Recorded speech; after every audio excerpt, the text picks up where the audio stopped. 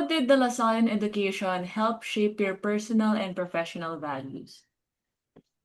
So being able to experience Lasallian education, I was able to improve a lot of my soft skills in my time at university.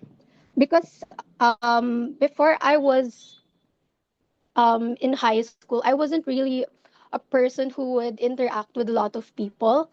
But when I was in college, even though in my first year I was in an online setting, I was able to meet a lot of people, communicate, and improve the way tran- I transfer my ideas and share them to the people I collaborate with.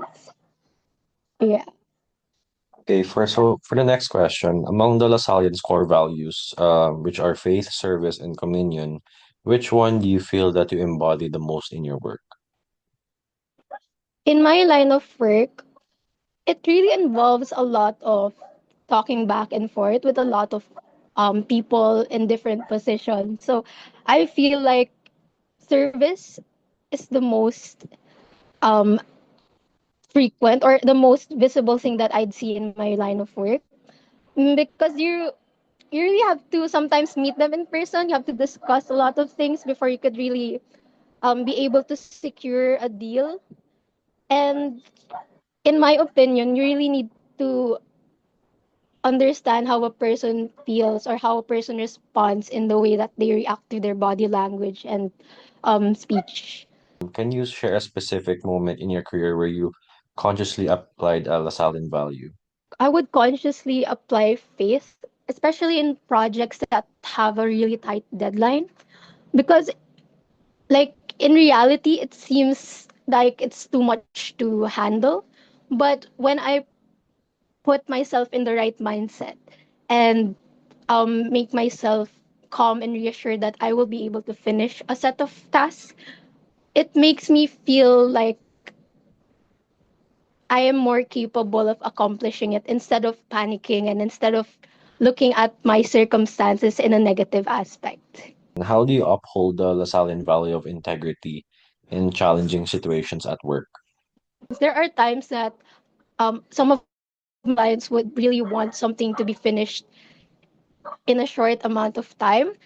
So instead of telling them like or making like promises to them, I would be honest with them with our lead time. And sometimes if they're really they won't stop bothering us, I would usually like give them different rates so that they could pick out any options that would suit their choice of date of delivery. And I don't really work for the sake of money.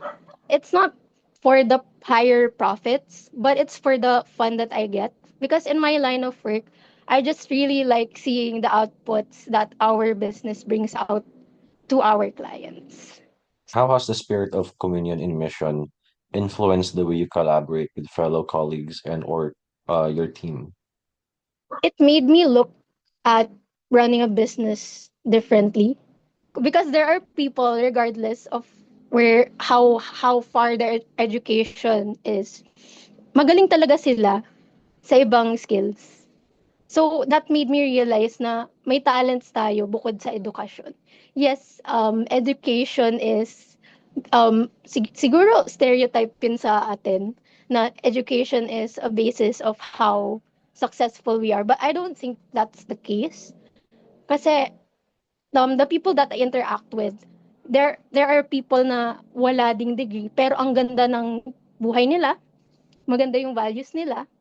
So, yeah, it made me realize that to run a successful business, you don't need to base everything on someone's education, rather on someone's skills and talents. How did your Lasallian formation help you overcome those challenges? Um, Being able to study in LaSalle made me overcome a lot of challenges ngayon kasi the amount of stress that I get from work, parang minsan gusto ko na lang sumuko. Pero like, time management is something that I got din sa LaSalle. And then, yun, being doing your task efficiently, being able to communicate properly with the people that I interact with, and yeah, a lot of that is based on yung skill ko sa time management actually. What habits or work ethics did you develop at LaSalle that you still practice in your professional life? Okay, so 'di ba I said time management dun sa first. Second is yung habit na pakikisama. Especially 'pag nakikipag-usap ka sa sa tao, lalo na yung mga taong gusto talaga na nagmamadali, na i-explain mo in a way yung process ng business mo or yung process ng paggawa ng products nila. Like, ayun, parang it made me more calmer, especially to those people that have like short patience. Kaya ko silang makihalubilo because of yung practice ko na makisama sa iba. What qualities do you believe are essential for students aiming to pursue the same career as yours? Isa sa qualities na dapat meron is determination. Kasi, yun, there are times na not everything goes in your way or sometimes maraming maling nangyayari na that you feel like it's not worth it. So, as an entrepreneur, yun, laban lang. Kung kaya pa, laban lang. Like, may bad days tayo, pero may good days din. Kasi hindi naman lahat ito para sa pera. Hindi naman ata lahat ng entrepreneurs naghahabol para sa pera. I've met entrepreneurs na they just do it para makatulong sa iba or para makatulong sa pamilya nila. So, yeah, being humble is such an underrated value sa mga entrepreneurs. Because not everything can be bought by money. What advice would you give to Lasallian students naman who are still exploring their future career path? So, hindi lang entrepreneurship, hindi lang yung marketing, hindi pa nila alam kung ano yung gusto nilang gawin. Mhm. So, in general, since student ka pa, marami ka pang time actually ma-explore mo yung kung anong talaga gusto mong gawin sa buhay mo. And if possible, you could try joining orgs then to meet people, to get feedback. You could also ask teachers then kung ano ba yung madalas nangyayari sa selected profession mo. I feel like you shouldn't be afraid of asking questions while you're in college. Kasi yung curiosity mo, magbubunga yan eh. Bubunga yan kasi marami ka nang masasagot sa mga tanong na siguro matagal mo na rin hinahanap yung sagot. You could probably carry on that knowledge sa career path mo and could support what you really want to do sa life mo when the time comes na pipili ka na. And then your last question, how can students continue living out Lasallian values after they graduate? Students, it's really based sa actions nila. Pero yung pinaka main na dapat nilang alalahanin is maging humble sila. Kasi if you think so highly of yourself, you feel like you don't need help kasi from others eh.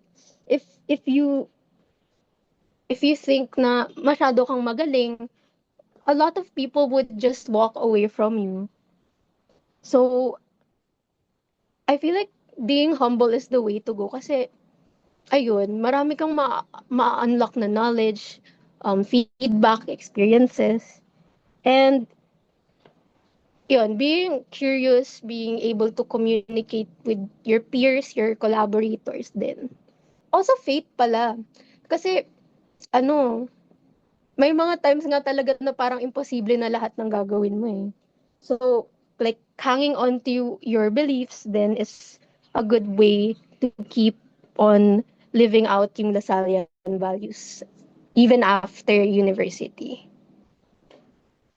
Ayan. So again, thank you so much, Eli, for giving your insights in this interview. And have a blessed day ahead. Thank Thank you. you, Eli. Okay, thank you.